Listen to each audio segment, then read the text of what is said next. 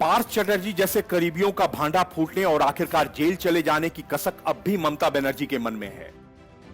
यही वजह है कि पार्टी नेताओं के दबाव में उन्होंने पार्थ चटर्जी को पार्टी से बाहर करना पड़ा। इतना ही नहीं, कुछ घोटालेबाज मंत्रियों को भी पद से हटाना पड़ा।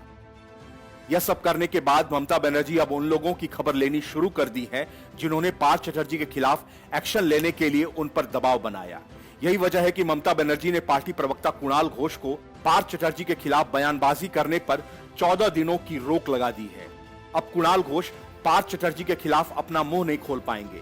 हाल ही में कुणाल घोष ने कहा था कि पार्थ को एहसास होना चाहिए कि जेल में कैसा महसूस होता है।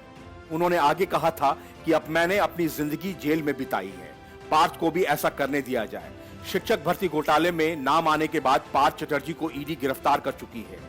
उनकी गिरफ्तारी के बाद से ही कुणाल घोष पार्थ के खिलाफ खुलकर आवाज उठा रहे थे। पार्थ को टीएमसी से निलंबित किए जाने के बाद भी राज्य सचिव और प्रवक्ता कुणाल ने उन पर हमला जारी रखा था। उनकी बयानबाजी के बाद अब पार्टी ने उन्हें 14 दिनों तक सेंसर करने का फैसला किया है।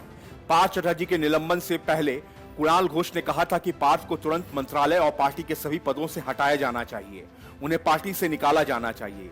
इतना ही नहीं, कुणाल घोष ने कहा था कि पार्टी को लगता है कि मेरा बयान गलत है तो पार्टी को मुझे हटाने का पूरा अधिकार है, मैं हमेशा टीएमसी का सिपाही रहूंगा। पार्थ चटर्जी की गिरफ्तारी के 2 दिन बाद मुख्यमंत्री ममता बनर्जी का बयान आया था। उन्होंने कहा था कि वो भ्रष्टाचार का समर्थन नहीं करती हैं, वो चाहती हैं कि सच्चाई एक समय सीमा में सामने आए। उन्होंने कहा था कि अगर पार्थ दोषी साबित हो जाते हैं तो उम्र कैद की सजा दिए जाने में भी मुझे कोई आपत्ति नहीं है। उन्होंने कहा कि मैंने जीवन भर राजनीति की है, ये अपने निजी फायदे के लिए नहीं की। Bureau report, news of India.